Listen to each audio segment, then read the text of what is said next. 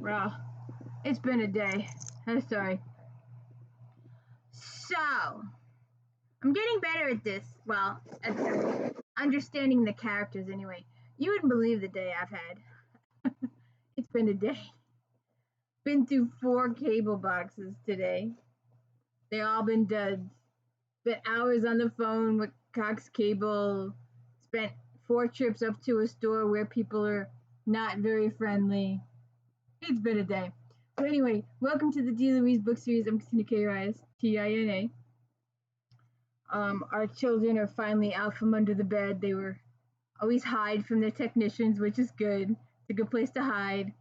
So they're not escaping or anything like that. They're too busy hiding in the corner. So anyway, we got an interesting book today. And I'm getting into this series, and as I'm getting used to who the characters are, I'm still keeping track of the characters. And there's not enough. The first book, I think, was like over 40 people. So I'm getting a little better at the characters were less, which was good. Because it takes a lot to keep track of all those characters. So anyway, we start before I forget, please hit the like and subscribe. Let me know I'm doing a good job. It's just me reading books, talking books. I have no special effects, no theme music, and none of that fancy schmancy stuff the other channels have. I'm just very low tech. And I'm lucky I have internet today. And I've also got a funeral to go to, so go figure that one. It's just been. So, we've got Murder at Beechwood, a Gilded Newport mystery by Alyssa Maxwell. And the book starts out that she has a hooker staying at her house, a prostitute. And they never really explain the story there. Now, the first 2 books of this series took place like almost in the same week. The second book started the day after the last one ended. This one, however, there's been like a year, almost not quite a year, but quite a bit of time has passed between the 2 books. And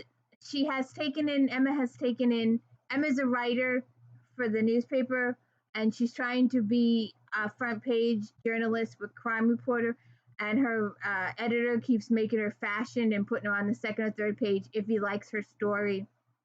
So she's got that situation going on. She's got Nanny in the house, her maid, a.k.a. grandmother. And Brady is her brother, half-brother. And Neely is her cousin.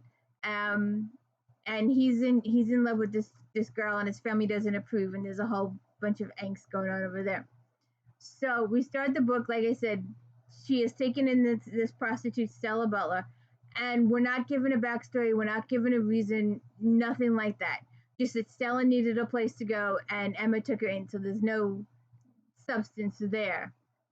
So then one of her friends, Emma's friends, gives her this really, really fancy schmancy dress to wear to a fancy schmancy ball. And at this fancy schmancy ball, she runs into Derrick, who she hasn't seen in several months since, as I explained last book, that he bought her mother's house, and she's livid, and she says, well, I will buy it from you when and if I ever earn enough money to buy it from you. And he was, on the other hand, he was thinking he was buying it for her and that they would get married and they would live in the house. But she's not seeing it that way. And she's also not seeing the fact that he owns a newspaper and might be willing to have her write a story or 2 on their front page if it's a good story. Unlike her current editor, who won't even consider putting it on the front page because she's a woman. So after the last run-in with him buying the house, and thought it would please her that way, and instead, hey, these are my new good jeans. So they broke, he went off. So he's back, and he's at this fancy party, and his mother and sister are there. And his mother and sister will not give her the time of day because she's got a prostitute living at her house. how did they know if they've been out of town so long? I guess gossip spreads. But, it's still, like I said, still not explained. Then, they have this sailboat racing thing that they do. And Derrick is one of the people, Virgil and Wyatt and another person, his other son, and they're doing the shifting the sail back and forth, whatever, and the waves get over and some threading, it's been sabotaged unknowns to everybody, and Virgil, the father, goes overboard. So Emma's investigating this murder, and someone attacks her while she's trying to investigate the boat. Someone tries to run her off the road. Someone shoots at her. Someone's attempted her life a couple times. So then this Virgil's son, the guy that supposedly got killed, accuses Derrick of the murder, and there's enough circumstantial evidence that her friend, Jessie, sees fit to arrest Derrick and put him under house arrest. So I don't know what's going on there, but I lost my pages. But it's just, and then the other aunt has decided she wants a divorce, but this was before the yacht race. After the yacht race, she was like devastated, and her and the daughter were staying on a boat, and someone sets fire to the boat, and they almost lose their lives. And then, let me back up here a second. I forgot a really key crucial thing. Also in the beginning of the book, a baby is left on Emma's doorstep, and they have no clue when the child was left, who the child belongs to, or whatever. But it is late, and then the police chief Jesse comes by, the detective, and he wants to talk to Emma because there was a guy shot while driving a carriage, and he was found in the ditch, and he was going to talk to her about that, and she thought he was coming to talk to her about the baby because she left a message at the station that he needed to call her immediately. So when he shows up at the house, she tells him about the baby, and then he tells her about the guy that was shot.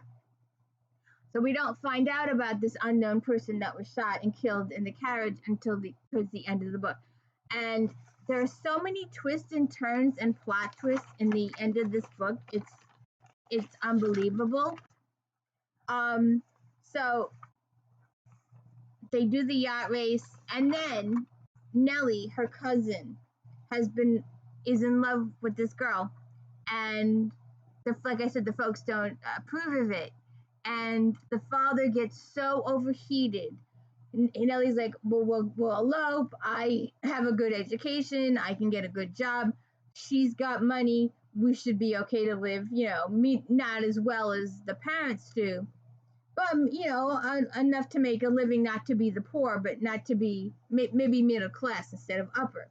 And he's okay with that. And the father goes so ballistic and so over it that he has a stroke, or they called it something else, but he has he goes totally paralyzed. His face is drooping, the whole 9 yards. So he ends up in the hospital. And then, excuse me a second, Emma is contacted by a friend of hers and says, I was contacted by this girl who wants to remain anonymous. She has some additional information about the baby. And once Emma goes to meet with this woman in secret, and someone else finds out about the meeting in secret and kills the woman she was going to meet with. And the plot twists and the twists and turns from that it keeps you glued to the page, and you can't put it down. You have to read the entire thing. From that point on, you're glued to the page, and the whodunit and who the baby belongs to will just like over your head.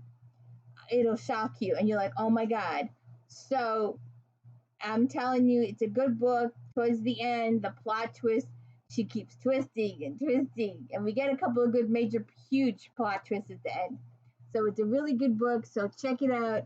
Murder at Beechwood, and we'll be on to Murder Most Malicious next.